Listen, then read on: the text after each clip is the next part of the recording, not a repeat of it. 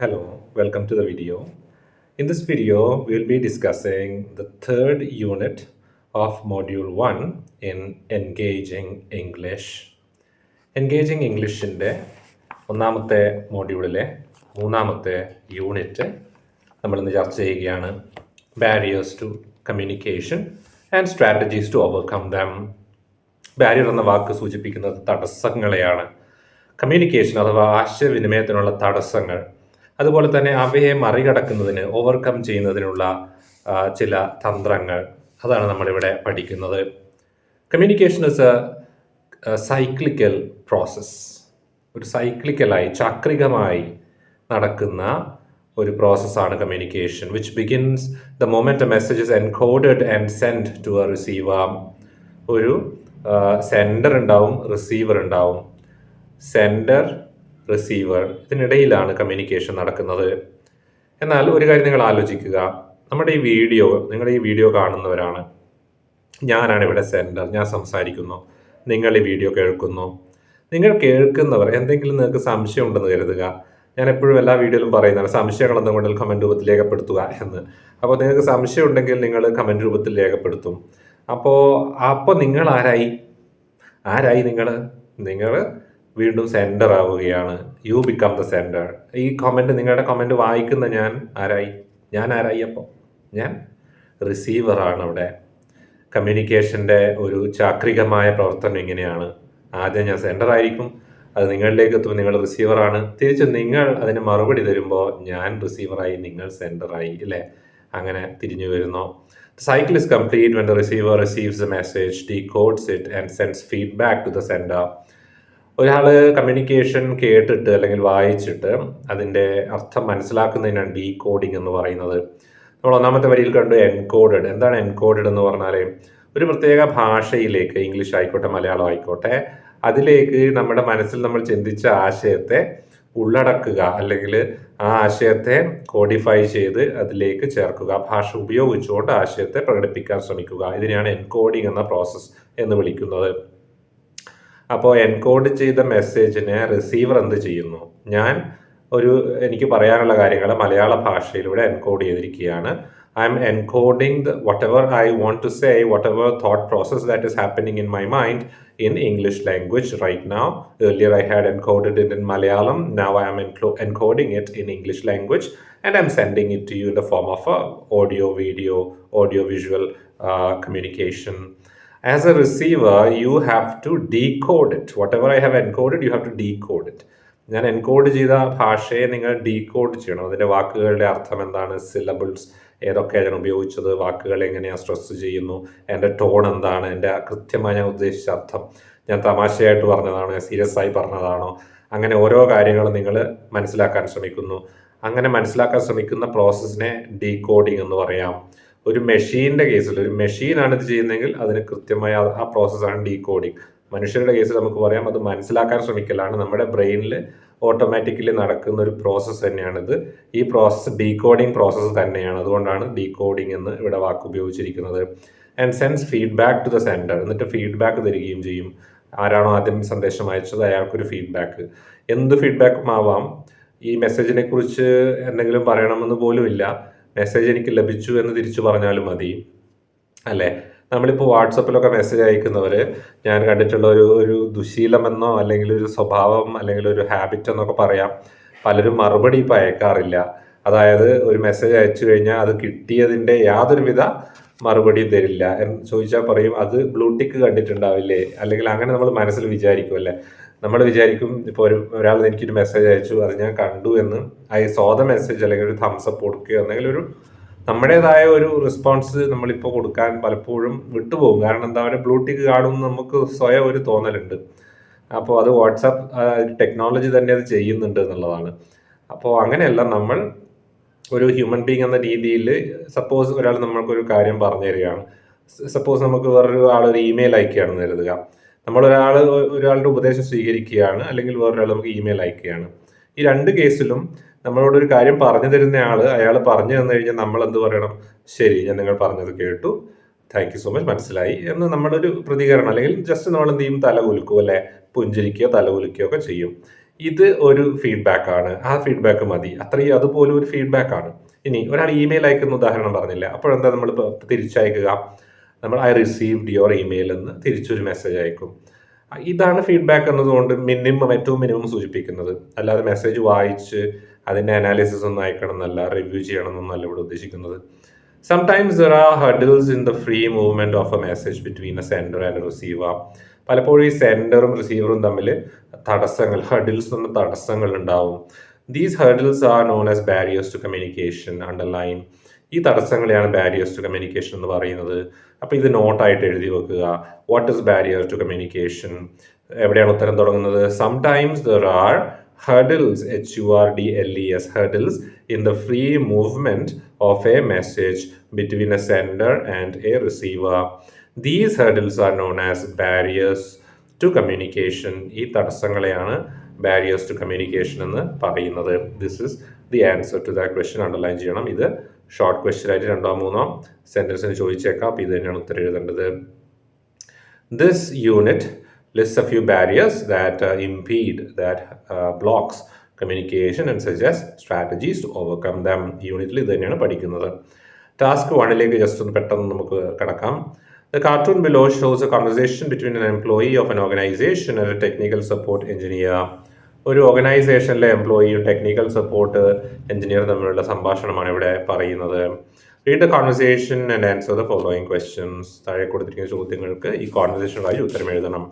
ഒരു കാര്യം, ടെക്സ്റ്റ് ഇല്ലാത്ത ആൾക്കാർ അവർ ഈ ഞാൻ പറഞ്ഞ വാട്ട് ഇസ് ബാരിയർ എന്നുള്ളത് ഇവിടെ ഞാൻ സ്ക്രീനിൽ കുറച്ച് സൂം ചെയ്തിട്ടുണ്ട്. നിങ്ങളത് നോക്കി എഴുതിയെടുക്കുക. ഓക്കെ, അല്ലെങ്കിൽ സ്ക്രീൻഷോട്ട് എടുത്ത് സൂക്ഷിക്കുക. പക്ഷേ സ്ക്രീൻഷോട്ട് എടുക്കുമ്പോൾ പ്രശ്നം എന്താണെന്ന് വെച്ചാൽ വീഡിയോ എല്ലാം വരും. അപ്പോൾ അതിൽ നല്ല നിങ്ങൾ എഴുതി വെക്കുക. നോട്ടിലേക്ക് എഴുതി വെക്കുന്ന ഏറ്റവും നല്ല കാരണം. ഇനിയിപ്പോൾ സ്ക്രീൻഷോട്ട് എടുത്ത് പഠിക്കാനുള്ള നേരമില്ല. ഓക്കെ, ഒരു പേപ്പറിലേക്ക് എഴുതി വെക്കുക, അല്ലെങ്കിൽ നോട്ടിലേക്ക് എഴുതി വെക്കുക. സ്ക്രീൻഷോട്ട് നമ്മൾ അങ്ങനെ എടുത്ത് വെച്ചിട്ടും കാര്യമൊന്നുമില്ല. പരീക്ഷയുടെ തലേന്ന് ഇനി അത്ര ദിവസം കൂടി 2 ദിവസം കൂടി ഉള്ളൂ. സോ സ്ക്രീൻഷോട്ട് നിങ്ങൾ എടുത്തിട്ട് കാര്യമില്ല. നിങ്ങൾ എന്ത് ചെയ്യാം, ഇപ്പോൾ ഈ വീഡിയോ പിന്നീട് പരീക്ഷ ഒക്കെ കഴിഞ്ഞിട്ട് ഡിസ്റ്റൻസ് എഡ്യൂക്കേഷൻ്റെ പ്രൈവറ്റ് രജിസ്ട്രേഷൻ്റെ കുട്ടികൾ കാണുന്നുണ്ടാവും. അവരോട് എനിക്ക് പറയാനുള്ളത്, ഞാനിപ്പോൾ ഈ പരീക്ഷയെക്കുറിച്ച് പറയുന്നത് റെഗുലർ സ്റ്റുഡൻസിൻ്റെ പരീക്ഷ ഇപ്പോൾ നടക്കാൻ പോകുന്നൊരു സമയമാണ്. ഈ 25-ാം തീയതി നവംബർ 25, 2024. ഇതിന് ശേഷം ഈ വീഡിയോ കാണുന്നവരുണ്ടെങ്കിൽ ക്ഷമിക്കുക ദയവായി. പരീക്ഷയെക്കുറിച്ച് ഇങ്ങനെ ഇടയ്ക്ക് സംസാരിക്കുന്നത് കൊണ്ട് ഒന്നും തോന്നരുത്. അത് ഈ പറയുന്ന വിദ്യാർത്ഥികൾക്ക് വേണ്ടിയിട്ടാണ്. നമുക്ക് കോൺവെർസേഷൻ വൈകാതെ ഒന്ന് വായിക്കാം അല്ലേ? Okay. Byron here. I have not been able to connect to the internet since yesterday. ഇന്നലെ മുതൽ എനിക്ക് ഇൻ്റർനെറ്റ് കണക്ട് ചെയ്യാൻ പറ്റുന്നില്ല. എൻ്റെ പേര് ബൈറൺ എന്നാണ്. This is Rahul. How may I help you എന്ന് മറുവശത്തുള്ളിയാൾ ചോദിച്ചിട്ടുണ്ട്, എങ്ങനെയാണ് സഹായിക്കേണ്ടതെന്ന്. അപ്പം എന്താണ് ഇവൻ്റെ പ്രശ്നം എന്ന് ഇവ പറഞ്ഞു, ഇൻ്റർനെറ്റ് ഇല്ലയെന്ന്. എന്താണ് നമ്മുടെ രാഹുൽ തിരിച്ചു പറയുന്നത് നോക്കാം. It might be the firewall. Check the permission settings on your browser and email client. Give full permission to both. Then check if your router's ADSL light is on. Firewall, router. Sorry, I don't know what you are talking about. ഈ firewall എന്താണ് router എന്താണെന്നൊന്നും കേൾക്കുന്നയാൾക്ക്, phone ചെയ്യുന്ന കസ്റ്റമർക്കൊന്നും മനസ്സിലാവുന്നില്ല എന്നാണ് അദ്ദേഹം പറയുന്നത്. നമുക്ക് ചോദ്യങ്ങളിലേക്ക് കിടക്കാം. Do you think the conversation is free of obstacles? If not, why? ഈ സംസാരത്തിന് യാതൊരു തടസ്സങ്ങളും ഇല്ല എന്ന് നിങ്ങൾക്ക് തോന്നുന്നുണ്ടോ? ഇല്ലെങ്കിൽ എന്തുകൊണ്ട്? നമുക്ക് അങ്ങനെ തോന്നുന്നേയില്ല അല്ലേ? There are obstacles because the customer could not understand the jargons or the specific terms used by the engineer. ഇവിടെ jargons, JARGONS, jargons എന്ന് പറഞ്ഞാൽ ടെക്നിക്കൽ ടേംസ്. അപ്പം കസ്റ്റമർക്ക് അറിയില്ല അതെന്താണെന്നുള്ള. That is why. Next question. Do you think the technical support engineer is making certain presumptions about the situation? Yes. Presumptions എന്ന് പറഞ്ഞാൽ ചില മുൻധാരണകൾ. If so, how do these presumptions affect communication? ഈ കസ്റ്റമർക്ക് ഇതെല്ലാം അറിയാമെന്നുള്ള ധാരണയിലാണ് ADSL എന്നൊക്കെ പറയുന്നത്. ഇതെന്താണെന്ന് അയാൾക്കും തിരിയുന്നില്ല. അപ്പോൾ അങ്ങനെയാണെങ്കിൽ എന്താണ്? If so, how do these presumptions affect communication? ഈ എഞ്ചിനീയറുടെ ഈ മുൻധാരണകൾ, ഇതൊക്കെ കസ്റ്റമർക്ക് അറിയാമെന്നുള്ള ധാരണ കമ്മ്യൂണിക്കേഷൻ എങ്ങനെ സ്വാധീനിക്കുന്നു?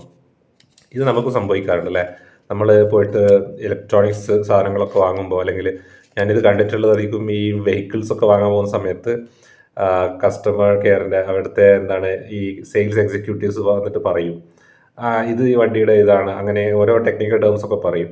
അവരുടെ വിചാരം നമുക്കിതൊക്കെ മനസ്സിലാകുന്നുണ്ട് എന്നെന്തോ ആണ്, അല്ലെങ്കിൽ ഇതെന്തോ സെയിൽസ് ട്രിക്ക് എന്തോ ആണ്. അവർ നമ്മുടെ മുമ്പിൽ ഇങ്ങനെയൊക്കെ പറയും, നമ്മളെല്ലാം തലയാട്ടും. കാരണം ആരുടെ മുമ്പിൽ നിന്നൊന്നും അറിയില്ല എന്നുള്ളത്, നമ്മുടെ ഫാമിലിയൊക്കെ ഉണ്ടാവുമല്ലോ, അപ്പോൾ അത് അറിയില്ല എന്നുള്ളത് കാണിക്കാതിരിക്കുക. നമ്മൾ പറയും, ഓ യാ ഐ നോ ദാറ്റ്, ഓ യാ അതല്ലേ, ഓക്കെ എന്നൊക്കെ പറയും. പക്ഷെ ആക്ച്വലി നമുക്കൊരു ചുക്കും മനസ്സിലായിട്ടുണ്ടാവില്ല. ഇതിങ്ങനെയുള്ളൊരു സാഹചര്യമാണ്. അപ്പോൾ if so how do these presumptions affect communication എന്ന് ചോദിച്ചാൽ, these presumptions do not support the proper communication because the customer is unable to understand the words or the proper ideas spoken by the engineer. ഇതാണ് അതിൻ്റെ ഉത്തരം. Next types of barriers to communication ആണ്. ഏതൊക്കെ തരത്തിലുള്ള barriers ആണ് നമുക്ക് നേരിടേണ്ടി വരിക? Different types. Barriers to communication can be of several types. There may be physical, psychological, cultural, linguistic, organizational, emotional or interpersonal in nature. പല രീതിയിലുള്ള ബാരിയേഴ്സ് ഉണ്ടാവാം. ഡിഫറെൻറ്റ് ടൈപ്സ് ഓഫ് ബാരിയേഴ്സ് ഉണ്ട്. അതിൽ സൈക്കോളജിക്കൽ മാനസികമാവാം, ഫിസിക്കൽ ശാരീരികമാവാം, കൾച്ചറൽ സാംസ്കാരികമാവാം, linguistic ഭാഷാപരമാവാം, organisational അതായത് നമ്മൾ പ്രത്യേകമായിട്ടുള്ള നമ്മുടെ ഒരു സ്ഥാപനവുമായി ബന്ധപ്പെട്ടതാവാം, ഇമോഷണൽ വൈകാരികമാവാം, ഇന്റർപേഴ്സണൽ വ്യക്തിപരമാവാം. സംടൈംസ് പ്രെജുഡിസ്ഡ് വ്യൂസ് അല്ലെങ്കിൽ മുൻധാരണകൾ, ബയാസുകൾ, പ്രെജുഡിസ്ഡ് വ്യൂ എന്ന് പറഞ്ഞാൽ ബയാസ് അല്ലെങ്കിൽ മുൻധാരണ.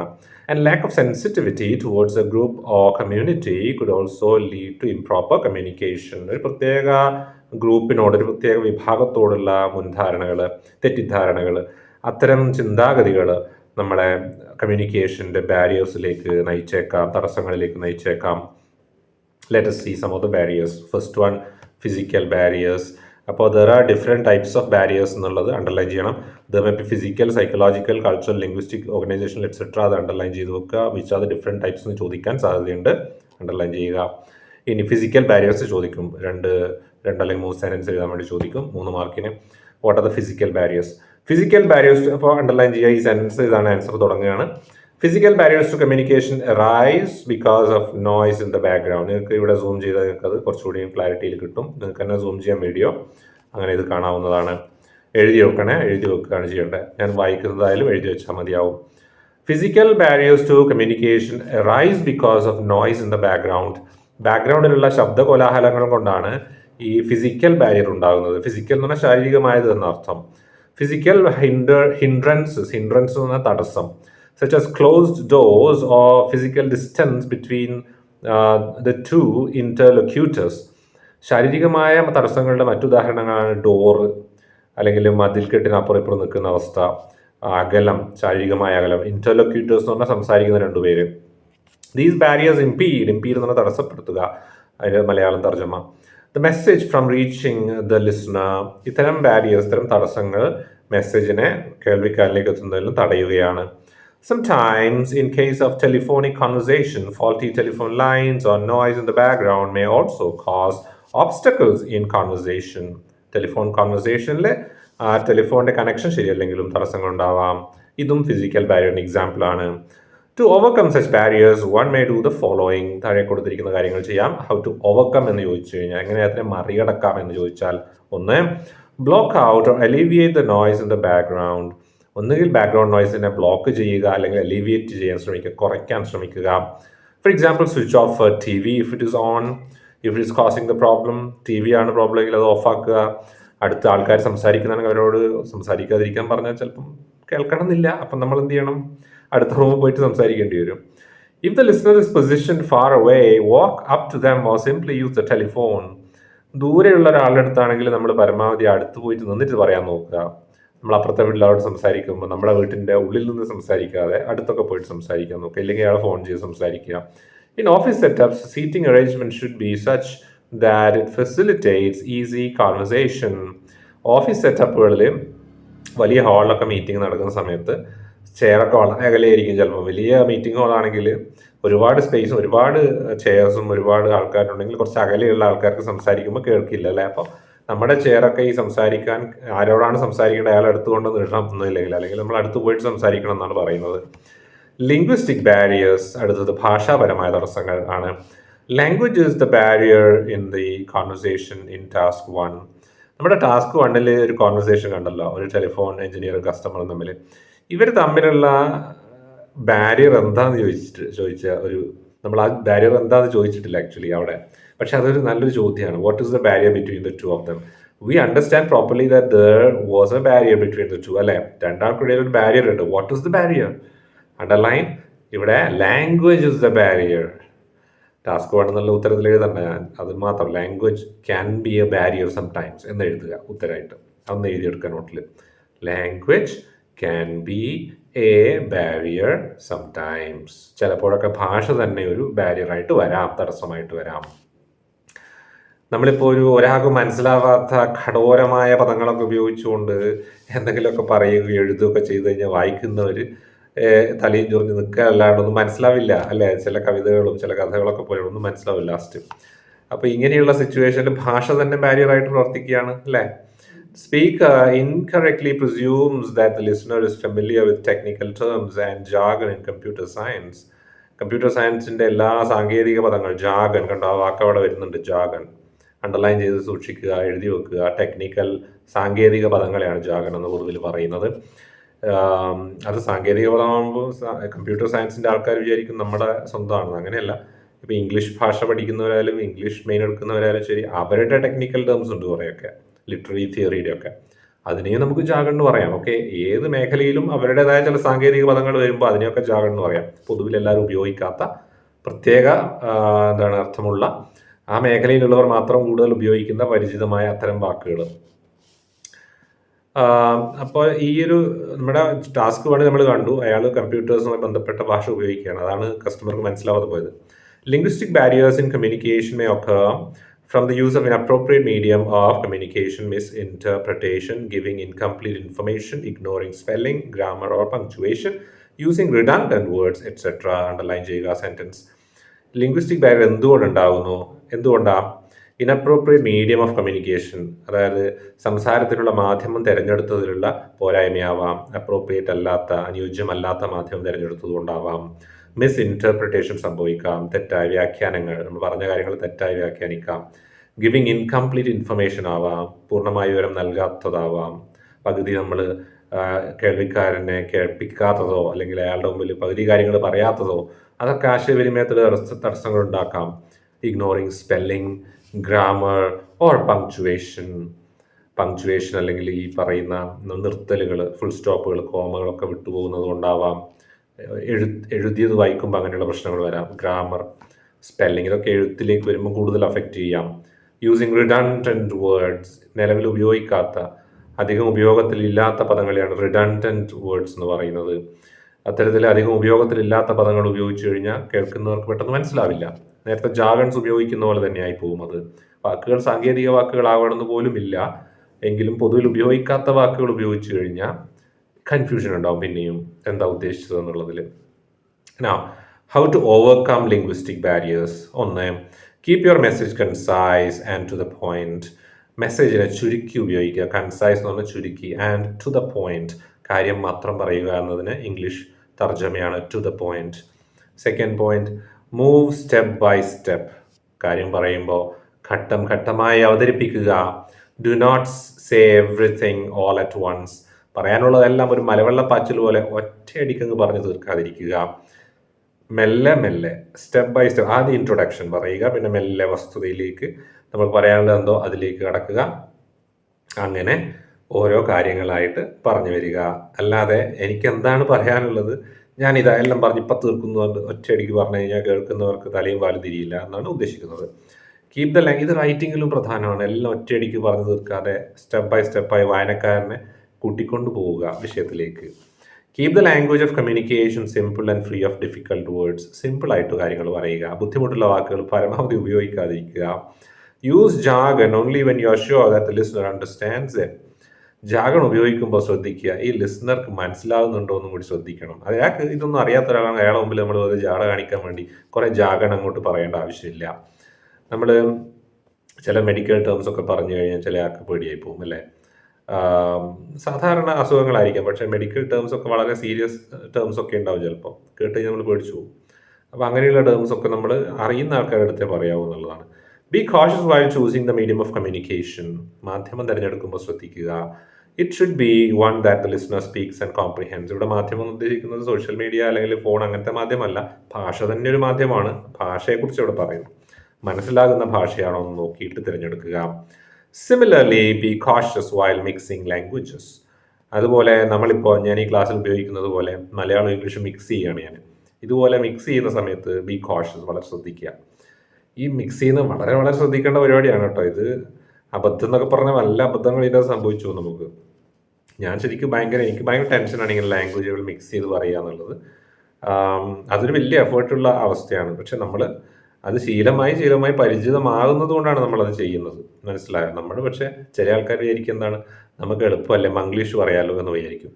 സംഭവം ഓക്കെയാണ്, ആശയവിനിമയം നടക്കുന്നുണ്ട്, ഓക്കെയാണ്. പക്ഷേ നമ്മളൊരു അക്കാഡമിക് ബാക്ക്ഗ്രൗണ്ടിലേക്ക് അല്ലെങ്കിൽ ഇതൊരു സീരിയസ് ഡിസ്കഷനിലൊക്കെ വരുന്ന സമയത്ത് ഈ മംഗ്ലീഷ് ഉപയോഗിക്കാൻ നമുക്ക് എപ്പോഴും അങ്ങനെ സാധിക്കണമെന്നില്ല. അതിൽ നമ്മൾ പല പ്രശ്നങ്ങളിൽ അകപ്പെട്ടു പോകാൻ സാധ്യതയുണ്ട്, സീരിയസ് ഇഷ്യൂസിൽ.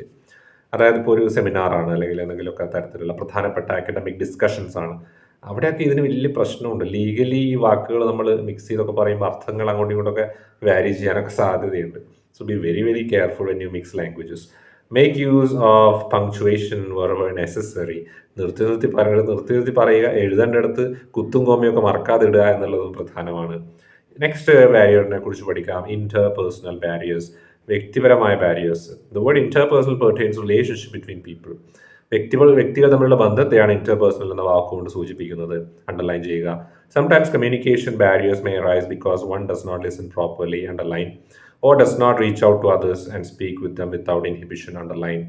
അതായത് ചില സമയത്ത് തടസ്സങ്ങൾ, കമ്മ്യൂണിക്കേഷൻ ബാരിയർ ഉണ്ടാവാം. എങ്ങനെ? Because one does not listen properly. കൃത്യമായി കേൾക്കാത്തത് കൊണ്ട് ഉണ്ടാവാം ബാരിയർ. കാള വെറ്റു നോക്കുമ്പോൾ കയറെടുക്കാൻ പോകുന്നവരാണ്. ഈ കാള പെറൂല്ല എന്നുള്ളത് നമുക്ക് അറിയണമെന്നില്ല, നമ്മൾ ചിന്തിക്കണമെന്നില്ല. അറിയായിരിക്കും, നമ്മൾ ചിന്തിക്കില്ല. കേട്ട പാതി കേൾക്കാത്ത പാതി എന്ന് പറഞ്ഞ പോലെ. അപ്പോൾ നമ്മൾ ഫുൾ കേൾക്കാത്തതുകൊണ്ടാണ് പല പ്രശ്നങ്ങളും ഉണ്ടാകുന്നത് എന്നുള്ളതാണ്. അതുപോലെ തന്നെ and one does not reach out to others and speak with them without inhibition. മറ്റുള്ളവരിലേക്ക് ഇറങ്ങിച്ചെന്നുണ്ട് അവരോട് വിത്തൗട്ട് ഇൻഹിബിഷൻ, മടിയില്ലാതെ സംസാരിക്കാൻ പറ്റാത്തത് കൊണ്ട് പലപ്പോഴും ബാരിയർ ഉണ്ടാവാറുണ്ട്. അങ്ങനെ ഒരു വീഡിയോ ഞാൻ കണ്ടായിരുന്നു, ഒരു കോമഡി വീഡിയോ. നമ്മുടെ അഖിൽ എന്നാടി എന്ന് പറഞ്ഞിട്ടൊരു യൂട്യൂബ് ചാനലുണ്ട്, കോമഡിയൊക്കെ ചെയ്യുന്ന. അവൻ്റെ ഒരു വീഡിയോയിൽ ഒരു ഇൻട്രോവേർട്ടിൻ്റെ വീഡിയോ ആണ്.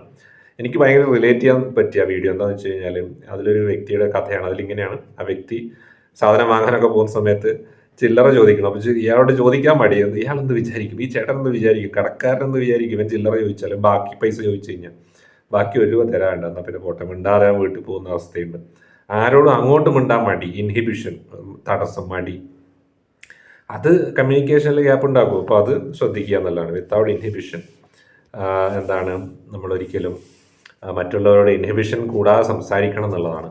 തടസ്സങ്ങൾ, മടി കൂടാതെ സംസാരിക്കുക, അതാണ് ഉദ്ദേശിക്കുന്നത്. മടി കൂടാതെ, മടിച്ച് സംസാരിക്കാതെ നിന്ന എപ്പോഴും ഈ ബാരിയർ ഉണ്ട്, കമ്മ്യൂണിക്കേഷൻ ബാരിയർ അവിടെ എപ്പോഴും നിലനിൽക്കും എന്നുള്ളതാണ്.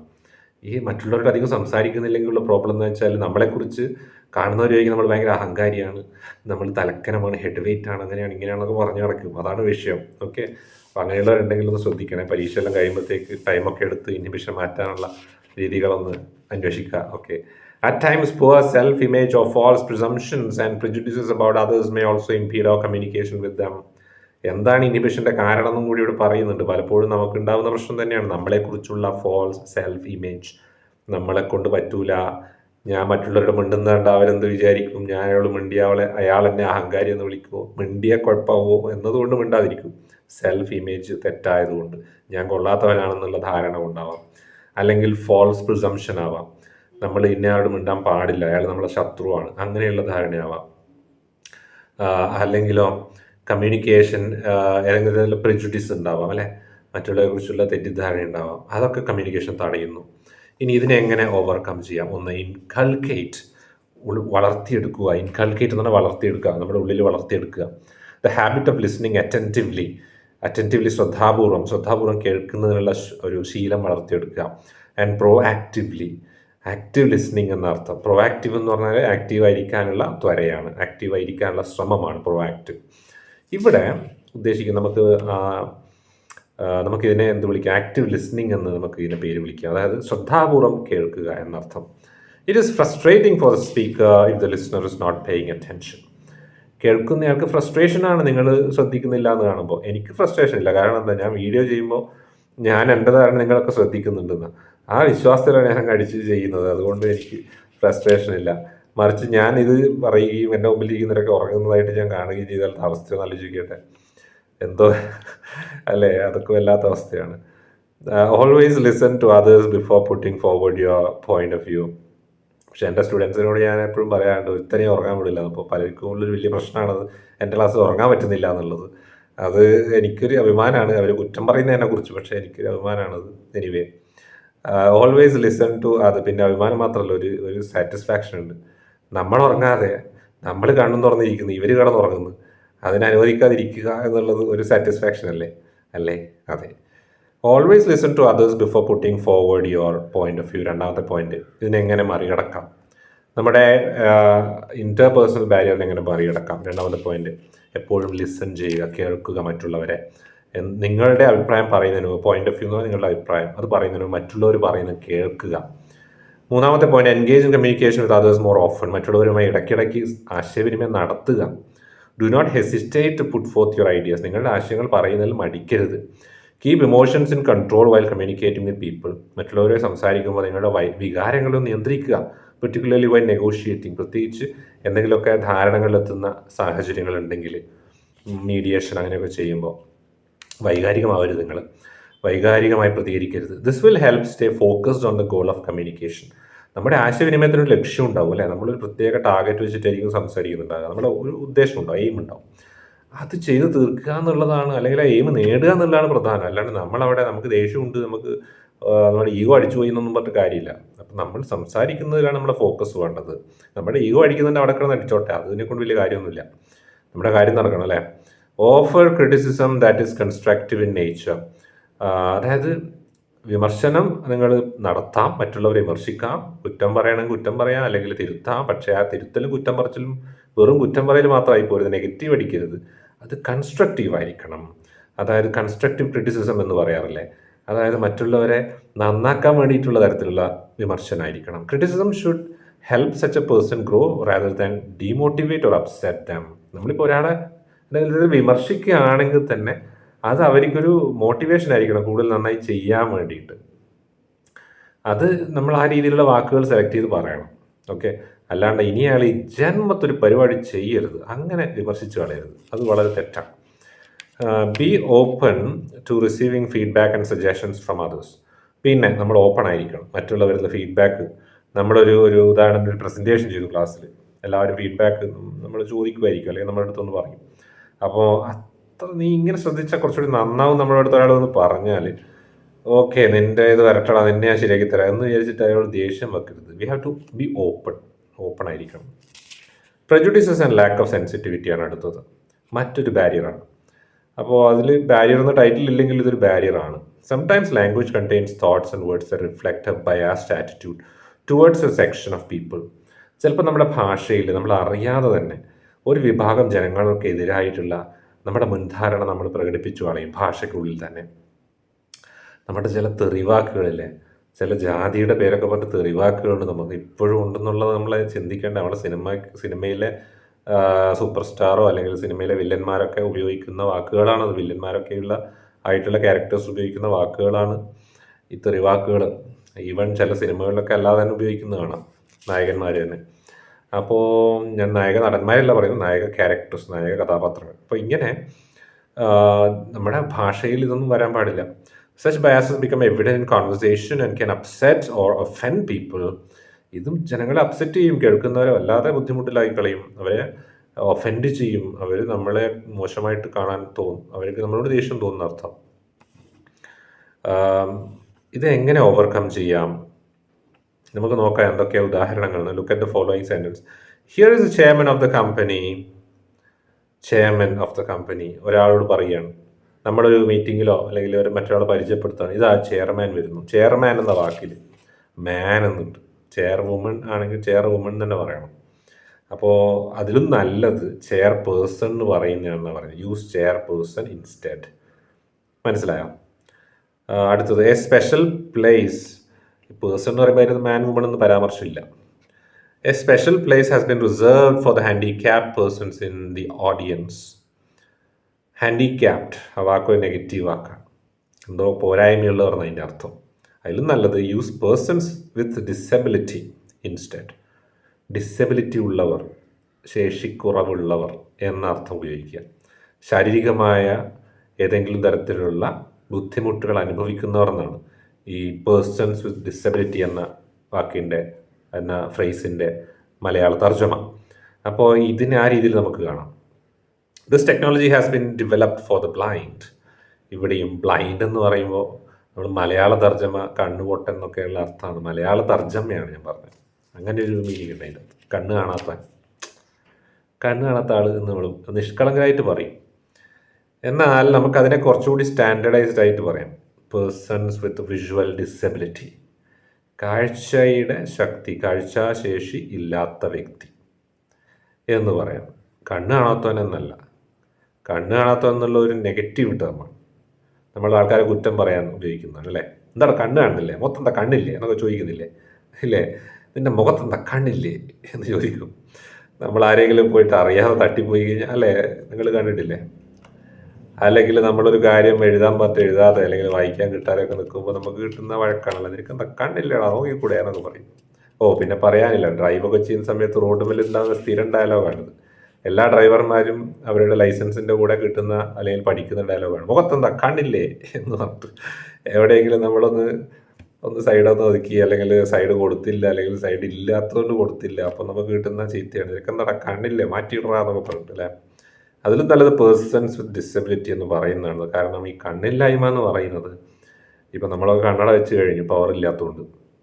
അപ്പോൾ പവറില്ലാത്ത നമ്മളെപ്പോലുള്ള ആൾക്കാരെ നിങ്ങൾ അങ്ങനെ പറയുമ്പോൾ അതൊരു മാനസിക വിഷമമുണ്ട്. മാത്രമല്ല ശരിക്ക് കുറേ കണ്ണിൻ്റെ കാഴ്ച നഷ്ടപ്പെടുന്ന പല കാരണം കൊണ്ട് ജന്മനാവാം അല്ലാതെയും ആവാം കണ്ണിൻ്റെ കാഴ്ച നഷ്ടപ്പെട്ട സഹോദരങ്ങൾ നമുക്കുണ്ട്. ഒരുപക്ഷെ വീഡിയോ കാണുന്നവരുണ്ടാവാം.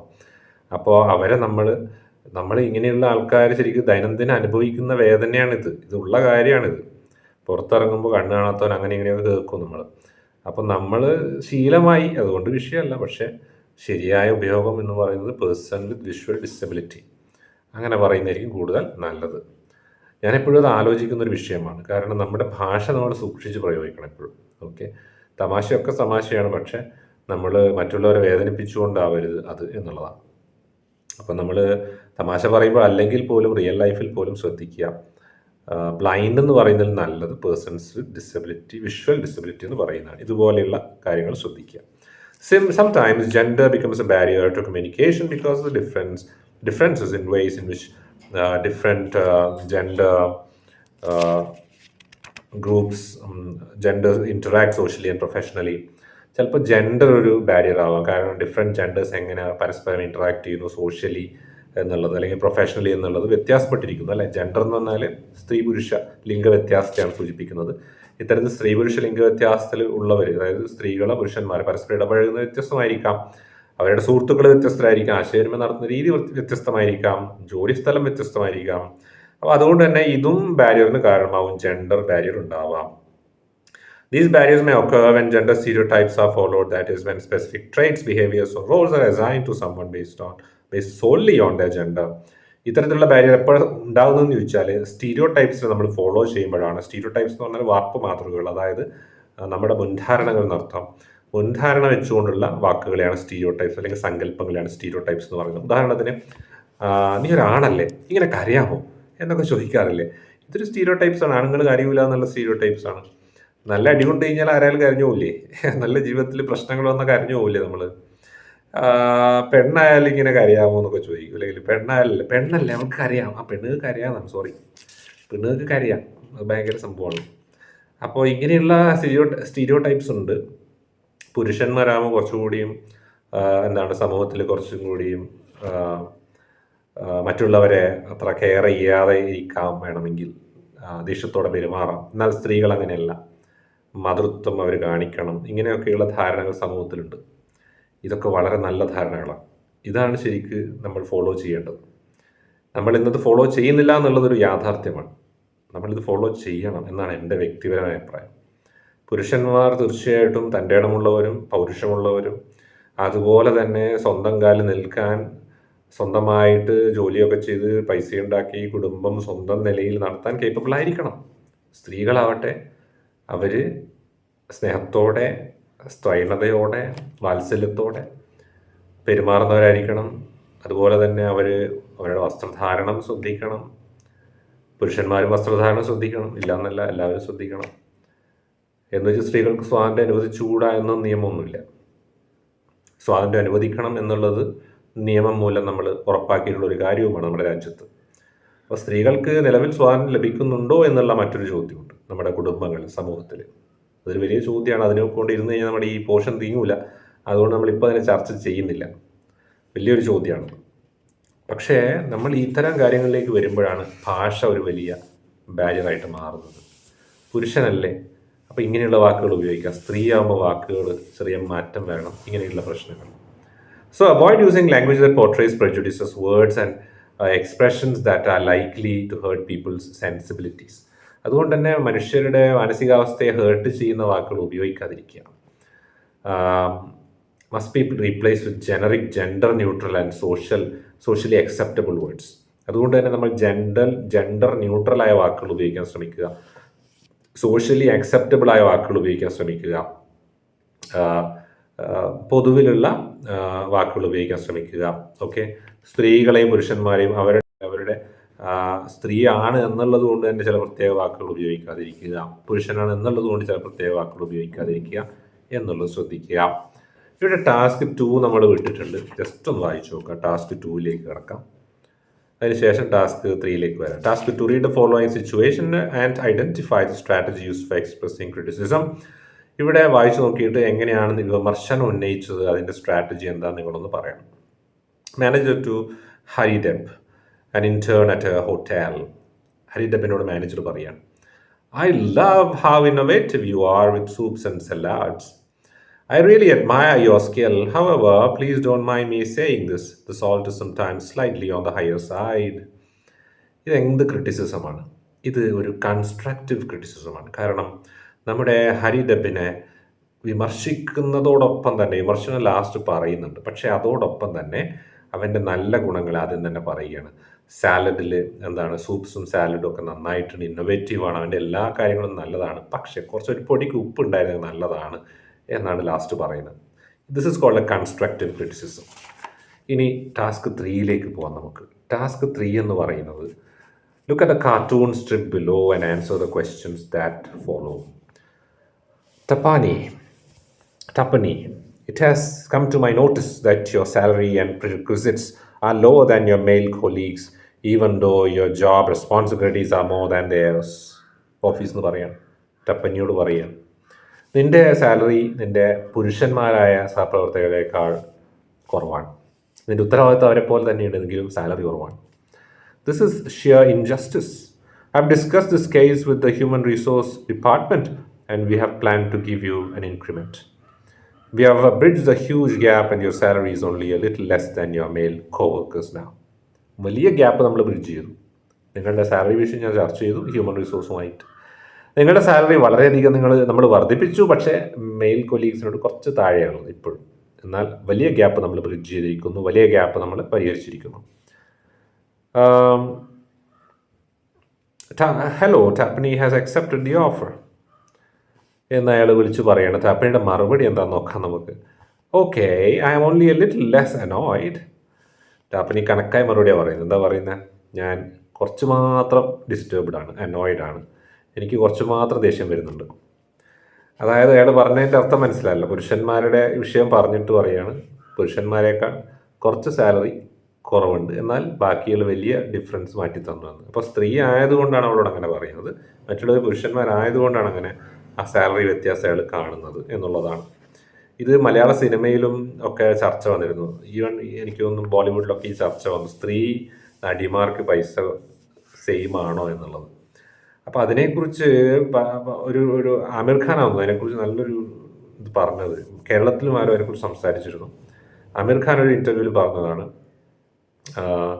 ഈ പറയുന്ന സിനിമകളിലേക്ക് ആളെ കൊണ്ടുവരാനായിട്ട് ലേഡി ആക്ടർക്ക് പറ്റുകയാണെങ്കിൽ she should be paid equally, അല്ലെങ്കിൽ മോർ ദാൻ ദാറ്റ്. ലേഡി ആയിട്ടുള്ള ഒരു ആക്ടർക്ക് ഇത്രയും ആൾക്കാരെ തിയേറ്ററിലേക്ക് എത്തിക്കാൻ പറ്റുന്നുണ്ടെങ്കിൽ തീർച്ചയായിട്ടും അവർക്ക് പേയ്മെൻറ്റ് കൂടുതൽ കൊടുക്കാം. പക്ഷേ ഇവിടെ ഇപ്പോൾ ഈ ആമിർ ഖാൻ, ഷാറൂഖ്, ഋത്വിക് ഇവരൊക്കെയാണല്ലോ ആൾക്കാരെ തിയേറ്ററിൽ എത്തിക്കുന്നത്. സോ ഒബ്വിയസ്ലി അവരുടെ പേരാണ് അവിടെ ഉപയോഗിക്കുന്നത്, അവർക്ക് അതിനുള്ള കൂലി കിട്ടണം. അതാണ് ആമിർ ഖാൻ പറഞ്ഞ മറുപടി. ഇത് തന്നെ മലയാള സിനിമയിൽ എനിക്ക് തോന്നുന്നു, അത് ആസിഫ് അലിയാന്ന് തോന്നുന്നു, വളരെ മനോഹരമായിട്ട് അദ്ദേഹം പറഞ്ഞൊരു കാര്യമുണ്ട്. ആസിഫ് അലിക്ക് ശമ്പളം കമ്പയർ ചെയ്യുകയാണെങ്കിൽ പുരുഷനാണ്, കേരളത്തിൽ ഒരുപക്ഷെ ഈ പറഞ്ഞ വ്യത്യാസം ഉണ്ടാവും. സ്ത്രീ ആക്ടേഴ്സിന് ആസിഫ് അലിയേക്കാൾ കുറച്ചായിരിക്കും ശമ്പളം. പക്ഷേ നയൻതാരയുടെ ഒരു സിനിമയാണെന്ന് കരുതുക, നയൻതാരയ്ക്ക് കിട്ടുന്ന സാലറി ആസിഫ് അലിക്ക് കിട്ടുന്നതിനേക്കാൾ എത്രയോ കൂടുതലായിരിക്കും എന്ന് ആസിഫ് അലിയെ പറയുകയുണ്ടായി. ആസിഫ് അലിയാണെന്ന് പറഞ്ഞതെന്നാണ് എൻ്റെ ഓർമ്മ. അപ്പോൾ ഇത് കാണിക്കുന്നത് തീർച്ചയായിട്ടും അത് കറക്റ്റാണ്. കാരണം അവിടെ നയൻതാര ഒരു വലിയ സ്റ്റാറാണ്, കേരളത്തിൻ്റെ പുറത്തുള്ളവർക്കൊരു വലിയ ഓഡിയൻസ് ഉണ്ട്. അപ്പോൾ തീർച്ചയായിട്ടും അവർക്ക് കൂടുതൽ സാലറി അവർ ആവശ്യപ്പെടുകയും ചെയ്യും, കൊടുക്കേണ്ടി വരും. കാരണം അവരുടെ പേരാണ് മാർക്കറ്റ് ചെയ്യപ്പെടുന്നത്. അപ്പോൾ അങ്ങനെ നോക്കുകയാണെങ്കിൽ it is the ability of A person that is valued. ഇവിടെ ഈ ഓഫീസർ നോക്കിയിട്ട് എബിലിറ്റി അല്ല പറയുന്നത്. പുരുഷന്മാരായതുകൊണ്ട് അവർക്ക് സാലറി കൂടുതലുണ്ട്, സ്ത്രീ ആയതുകൊണ്ട് നിങ്ങൾക്ക് കുറഞ്ഞു പോയി, ഇൻജസ്റ്റിസ് ആണ്. കേൾക്കുമ്പോൾ ഫെമിനിസം ആണ് നമുക്ക് തോന്നും, എന്നാൽ ഫെമിനിസം അല്ലത്. അയാൾ ലാസ്റ്റ് പറയാണ്, വലിയ പ്രൗഡായിട്ട് പറയാണ്, നിങ്ങളുടെ സാലറി ഇനി കുറച്ച് കുറവേ ഉള്ളൂ, ബാക്കിയെല്ലാം നമ്മൾ പരിഹരിച്ചിരുന്നു. അപ്പോൾ അതിനുള്ള മറുപടിയാണ് നമ്മൾ പറഞ്ഞത്, ഓക്കെ എനിക്ക് കുറച്ച് ഡിസ്റ്റർബൻസേ ഉള്ളൂ, ബാക്കിയെല്ലാം പോയി. Do you think the communication reflects some kind of bias? Yes, bias ഉണ്ട്. Yes, the communication reflects bias, gender bias അല്ലേ. The communication reflects gender bias because എന്തുകൊണ്ടാണ്? The officer, the manager treats Tapani only as a woman, not as a capable colleague, but as a woman. ഒരു woman എന്ന് പറഞ്ഞിട്ടാണ് അവളെ address ചെയ്യുന്നത്. ആ രീതിയിലാണ് അവൾക്ക് സാലറി കുറവാന്നൊക്കെ പറയുന്നത്. Think about the possible ways in which the boys could have responded. Boss മറുപടി പറഞ്ഞിരിക്കാവുന്ന അല്ലെങ്കിൽ പറയാൻ സാധ്യതയുള്ള, അല്ലെങ്കിൽ അദ്ദേഹത്തിന് ഉപയോഗിക്കാൻ പറ്റുന്ന മറ്റെന്തെങ്കിലും മറുപടികളുണ്ടോ, സംസാരമുണ്ടോ? തീർച്ചയായിട്ടും the boss could have talked about salary revision for Tapani in terms of her achievements അല്ലേ. അവളുടെ അച്ചീവ്മെൻറ്റ്സ് നോക്കിയിട്ട് പറയായിരുന്നില്ലേ? ചിലപ്പോൾ അവൾക്ക് അത്ര അച്ചീവ്മെൻറ്റ്സ് ഉണ്ടാവില്ല, അതുകൊണ്ടായിരിക്കും അവൾക്ക് സാലറി കുറവ് അല്ലേ. അപ്പോൾ അച്ചീവ്മെൻറ്റ്സ് നോക്കാമായിരുന്നു എന്നുള്ളതാണ്. അപ്പോൾ ദാറ്റ് ഈസ് അനദർ ആൻസർ. ഇനി ക്വിക്ക് റിവ്യൂ ക്വസ്റ്റ്യൻസ് ഉണ്ട്, നമുക്ക് ജസ്റ്റ് ഒന്ന് നോക്കാം. Answer these questions. First one, what do you understand by the phrase barriers to communication? Underline ചെയ്ത ആൻസർ ഉണ്ട് ഫസ്റ്റിൽ. Different types of barriers, enumerate എന്ന് പറഞ്ഞാൽ നിങ്ങൾ എഴുതുക ഡിഫറെൻറ്റ് ടൈപ്സ് ഓഫ് ബാരിയേഴ്സ് ഏതൊക്കെയാണെന്ന് പറയുക, എണ്ണി എഴുതുക. എന്യൂമറേറ്റ് എന്ന് പറഞ്ഞാൽ എണ്ണം പറയണം ഏതൊക്കെയാണെന്നുള്ളത്. Write short notes on the following: physical barriers, linguistic barriers. Short note എഴുതുക. ഇതൊക്കെ പരീക്ഷയ്ക്ക് ഇതേപോലെ തന്നെ വരും കേട്ടോ. 3 മാർക്കിനെ ചോദിക്കുക, 2-3 സെൻറ്റൻസാണ് എഴുതേണ്ടത്, ഇത് വരും. അപ്പോൾ ഇത് നമ്മൾ അണ്ടർലൈൻ ചെയ്തല്ലോ നേരത്തെ ഞാൻ പറഞ്ഞത്. ചെയ്യാത്ത വീഡിയോ ഒന്നുകൂടി കണ്ട് ഒരിക്കൽ കൂടി പോയിട്ട് അണ്ടർലൈൻ ചെയ്ത് നോക്കുക, അല്ലെങ്കിൽ നോട്ടിലേക്ക് എഴുതിയെടുക്കുക. Explain with examples how interpersonal barriers hinder communication. Interpersonal ബാരിയറിൻ്റെ example. Answer these questions in 200 words. Next, ഇവിടെ 200 വേർഡ്സ് ഉണ്ട്, അത് നോക്കണ്ട. പരീക്ഷയ്ക്ക് ഈ ഒരു മോഡ്യൂളിൽ നിന്ന് 2-3 സെൻറ്റൻസേ ചോദിക്കുന്നുള്ളൂ. Explain with examples prejudices and lack of sensitivity as a barrier to communication. എങ്ങനെയാണ് നമ്മുടെ മുൻധാരണകൾ അല്ലെങ്കിൽ ലാക്ക് ഓഫ് സെൻസിറ്റിവിറ്റി, മറ്റുള്ളവരുടെ വികാരങ്ങളും വിചാരങ്ങളും തിരിച്ചറിയാനാവാത്ത കല്ലുപോലത്തെ മനസ്സുള്ള അവസ്ഥ, അതെങ്ങനെ നമ്മുടെ ബാരിയർ വർദ്ധിപ്പിക്കുന്നു, കമ്മ്യൂണിക്കേഷൻ്റെ ബാരിയർ എങ്ങനെ അത് ഉണ്ടാക്കും. Next, what are the various strategies one can employ to overcome different barriers? വ്യത്യസ്തമായ ബാരിയേഴ്സിനെ മറികടക്കാൻ എന്തൊക്കെ സ്ട്രാറ്റജികൾ ഉണ്ടാവാം? അവിടെ നമ്മൾ എല്ലാ ബാരിയറിനെ കുറിച്ചും എല്ലാ സ്ട്രാറ്റജികളും ഡിസ്കസ് ചെയ്യണം. ഓക്കെ, അത് ചോദിക്കാൻ സാധ്യതയില്ല.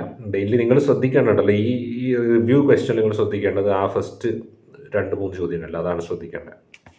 ഒരിക്കൽ കൂടി ഏതൊക്കെ പ്രധാനപ്പെട്ട ചോദ്യം നോക്കാം. ബാക്കിൽ നിന്ന് ഫ്രണ്ടിലേക്ക് പോവാം. ഒന്ന്, prejudices and lack of sensitivity. ഇവിടെ ജെൻഡർ ബാരിയർ പറയണം, പിന്നെ നമ്മുടെ ഹാൻഡിക്യാപ്ഡ് എന്ന് പറഞ്ഞ ആ ഏരിയ ഉണ്ടല്ലോ അതും ഈ 2 കാര്യമാണ് prejudices and lack of sensitivity വരുന്നത്. ഇന്റർപേഴ്സണൽ ബാരിയേഴ്സ്, അതായത് പേഴ്സൺ ടു പേഴ്സൺ കമ്മ്യൂണിക്കേഷൻ ഇല്ലാതാകുമ്പോൾ പേഴ്സണൽ പ്രോബ്ലംസ് അല്ലെങ്കിൽ പേഴ്സണൽ ഇൻഹിബിഷൻസ്, നമ്മുടെ സ്വന്തം മടികൾ എങ്ങനെ നമ്മളെ, അല്ലെങ്കിൽ നമ്മുടെ ഷൈനസ്, മറ്റുള്ളവർ സംസാരിക്കാനുള്ള മടി, അതെങ്ങനെ നമ്മുടെ ബാരിയറായി മാറുന്നു. Interpersonal barriers. Next, linguistic barriers നമ്മൾ ചർച്ച ചെയ്തു. How language it self can be a barrier. നമ്മൾ അറിയാത്ത ഭാഷ ഉപയോഗിക്കുന്നത് ഒരു ബാരിയർ ആവാം, ജാഗൺസ് ഉപയോഗിക്കുന്ന മറ്റൊരു ബാരിയർ ആവാം. ഫിസിക്കൽ ബാരിയേഴ്സ്, അതായത് ഫോണിൽ കറക്റ്റ് റേഞ്ച് ഇല്ലാത്ത അവസ്ഥ, ദൂരെ നിന്ന് സംസാരിക്കുന്ന അവസ്ഥ, ഡോർ അടച്ച് സംസാരിക്കുന്ന അവസ്ഥ, മതിലിനപ്പുറം നിന്ന് സംസാരിക്കുന്ന അവസ്ഥ, ഇതൊക്കെ ബാരിയർ ആവാം. ഈ മതിലിനപ്പുറം നിന്ന് സംസാരിക്കുന്ന ഒരു സിനിമയുണ്ട്, ഫുൾ സിനിമ 2 ക്യാരക്ടേഴ്സ് മതിലിനപ്പുറം ഇപ്പുറം നിന്നിട്ട് ഗംഭീര സംസാരം, അവരെങ്ങനെ അവിടെ എത്തിയെന്നും ആ ലൊക്കേഷൻ്റെ പ്രത്യേകതകളൊക്കെ ആയിട്ടുള്ള അങ്ങനെ ഒരു സിനിമയുണ്ട്. അറിയോ നിങ്ങൾക്ക്? മതിലുകൾ എന്നാണ് അതിൻ്റെ പേര്. അതിൽ അഭിനയിച്ചിരിക്കുന്ന നമ്മുടെ സാക്ഷാൽ സൂപ്പർ സ്റ്റാർ മെഗാസ്റ്റാർ മമ്മൂട്ടിയാണ്. മമ്മൂട്ടിയുടെ കൂടെ നായികയുടെ അഭിനയിച്ച ആരാന്നറിയോ നിങ്ങൾക്ക്? KPSC എഴുതുകയാണ്. പക്ഷേ അന്തരിച്ചു പോയ KPSC എഴുതാം. പക്ഷെ ആ നടി ആ സിനിമയിൽ കാണുന്നില്ല, ആ നടി ആ സിനിമയിൽ ഇല്ല. പക്ഷെ അവരാണ് ആ വേഷം ചെയ്തിരിക്കുന്നത്. അതൊരു മാജിക്കൽ പടമാണ്, അടിപൊളി പടമാണ്. പക്ഷെ അത് കുറച്ച് പഴയ പടമാണെന്ന് തോന്നുന്നു. പഴയ പടമാണ്, നിങ്ങളെ സംബന്ധിച്ച് പഴയ പടമാണ്, എന്നെ സംബന്ധിച്ച് കുറച്ച് പഴയതാണ്. പക്ഷേ കിടിലൻ സിനിമയാണ്, രസമുണ്ട് അത് കേൾക്കാനും അവരുടെ സംസാരമൊക്കെ. നമ്മുടെ വൈക്കം മുഹമ്മദ് ബഷീർ എന്ന എഴുത്തുകാരൻ, മലയാളി എഴുത്തുകാരൻ്റെ മതിലുകൾ എന്ന കഥയുടെ സിനിമാവിഷ്കാരമാണത്. അടൂർ ഗോപാലകൃഷ്ണനാണ് അതിൻ്റെ സംവിധായകൻ. പരീക്ഷ കഴിഞ്ഞ് സമയം കിട്ടുമ്പോൾ ഒരാഴ്ച ലീവ് കിട്ടുകയാണെങ്കിൽ, അല്ലെങ്കിൽ ഒരു ദിവസം 2 ദിവസം പരീക്ഷ കഴിഞ്ഞ് ലീവ് കിട്ടുമെന്ന് ഞാൻ പ്രതീക്ഷിക്കുകയാണ്. അല്ലെങ്കിൽ അടുത്ത സെമ്മ് തുടങ്ങുമ്പോൾ അടുത്ത സെമ്മിൻ്റെ ക്ലാസ്സുകൾ നമ്മൾ പെട്ടെന്ന് തന്നെ അപ്ലോഡ് ചെയ്യാം. ഇതുപോലെ ഡിലേ ആവില്ല. നമ്മളിപ്പം ചാനലൊക്കെ തുടങ്ങി ക്ലാസ് അപ്ലോഡ് ചെയ്യാൻ കുറച്ച് വൈകിപ്പോയതുകൊണ്ടാണ് നിങ്ങൾക്ക് ഫുൾ ക്ലാസ് പലതിൻ്റെയും കിട്ടാതെ പോയത്. നെക്സ്റ്റ് സെമ്മിലെല്ലാം ചെയ്യാം, പരമാവധി ചെയ്യാം. അപ്പോൾ types of communication, types of barrier to communication നമ്മൾ പറഞ്ഞു. ഇനി വാട്ട് ഇസ് ബാരിയർ എന്നുള്ളതിൻ്റെ ഒരു പോയിന്റ് നമ്മൾ അണ്ടർലൈൻ ചെയ്തിരുന്നു. ഫസ്റ്റ് പേജിൽ തന്നെ കാണുന്നത്. അതൊന്ന് നിങ്ങൾ വാച്ച് ചെയ്തിട്ട് ഒന്നുകൂടി വാച്ച് ചെയ്തിട്ട് അത് അണ്ടർലൈൻ ചെയ്ത് വെക്കുക. ടെക്സ്റ്റ് ഇല്ലാത്തവർ ഈ വീഡിയോയിൽ തന്നെ എഴുതിയെടുക്കുക. അപ്പോൾ ഇത്രയും കാര്യങ്ങളാണ്. ക്ലിയർ ആയ യൂണിറ്റ് 3 എന്ന് വിശ്വസിക്കുന്നു. Barriers to communication, short questions ഉറപ്പ് ചോദിക്കുന്ന ഒരു യൂണിറ്റായത്. ഉറപ്പ് പറയാം, ഇതിൽ നിന്ന് ഏതെങ്കിലും ഒരു ബാരിയർ എൻഗേജിങ് ഇംഗ്ലീഷിന് വന്നിരിക്കും, ഷുവറാണ്. ഓക്കെ, അപ്പോൾ അതുകൊണ്ട് ഇതൊന്ന് പഠിച്ചു വെച്ചേക്കുക. 3 മാർക്ക് ഉറപ്പിച്ചോ. ഓക്കെ, അപ്പോൾ ഈ വീഡിയോ കൃത്യമായി മനസ്സിലായി, ക്ലിയറായി എന്ന് വിശ്വസിക്കുന്ന സംശയം ഉണ്ടെങ്കിൽ കമൻറ്റ് രൂപത്തിൽ രേഖപ്പെടുത്തുക. വായിക്കാൻ ബുദ്ധിമുട്ടുള്ളവർക്ക്, ടെക്സ്റ്റ് ഇല്ലാത്തവർക്ക്, അതുപോലെ തന്നെ ഇരുന്ന് പഠിക്കാൻ സാധിക്കാത്തവർക്ക്, പഠനം ഒരു വലിയ ചാലഞ്ചായി തോന്നുന്നവർക്ക്, അതുപോലെ തന്നെ പ്രത്യേകമായി ഇംഗ്ലീഷിൽ ബുദ്ധിമുട്ട് അനുഭവിക്കുന്നവർക്ക്, പഠിക്കാൻ സാഹചര്യം അനുവദിക്കാത്ത ആൾക്കാരുണ്ടാവും, ഈ അവസരങ്ങളിൽ ബുദ്ധിമുട്ട് അനുഭവിക്കുന്നവർ, ഹോസ്പിറ്റൽ വാസം അനുഭവിക്കുന്നവർ, ഈ സമയങ്ങളിൽ വലിയ പ്രശ്നങ്ങളിലകപ്പെട്ട് പഠിക്കാൻ സമയമില്ലാതെ കഷ്ടപ്പെടുന്നവർ, അങ്ങനെയുള്ളവരിലേക്ക് ദയവായി നിങ്ങൾ അങ്ങനെയുള്ളവർ അറിയെങ്കിൽ വീഡിയോ എത്തിച്ചു കൊടുക്കണം. അങ്ങനെയുള്ളവർക്ക് വേണ്ടിയാണ് ഞാൻ ഈ വീഡിയോ ചെയ്യാൻ ഉദ്ദേശിച്ചത്. അപ്പോൾ വലിയൊരു സഹായമാവും അത്തരക്കാർക്ക്. ക്ലാസ്സിലിരിക്കാൻ പറ്റിയില്ല, അല്ലെങ്കിൽ പഠിക്കാൻ സമയമില്ല, ഇത് കേട്ട് പഠിക്കാമല്ലോ, ഹെഡ്ഫോൺ വെച്ച് പഠിക്കാമല്ലോ. അതുപോലെ തന്നെ ക്ലാസ്സിലിരിക്കാൻ പറ്റിയില്ല, എങ്ങനെയാണ് ക്ലാസ് എടുക്കുന്നതെന്ന് പോലും അറിയില്ല. അങ്ങനെയുള്ളവരുണ്ടാവാം. പ്രൈവറ്റ് രജിസ്ട്രേഷൻ കുട്ടികൾക്ക് ക്ലാസ് കിട്ടാത്തവരുണ്ടാവാം, ക്ലാസ് പോകാത്തവരുണ്ടാവാം, മറ്റ് ജോലികൾ ചെയ്ത് പ്രൈവറ്റായി പഠിക്കുന്നവരുണ്ടാവാം. അവർക്കും യൂസ്ഫുൾ ആയിരിക്കും. അങ്ങനെയുള്ളവർക്കും അയച്ചു കൊടുക്കണേ. ഓക്കെ, അപ്പോൾ എല്ലാവർക്കും നല്ലൊരു ദിനം ആശംസിക്കുന്നു. God bless you all. Have a wonderful time. Bye-bye.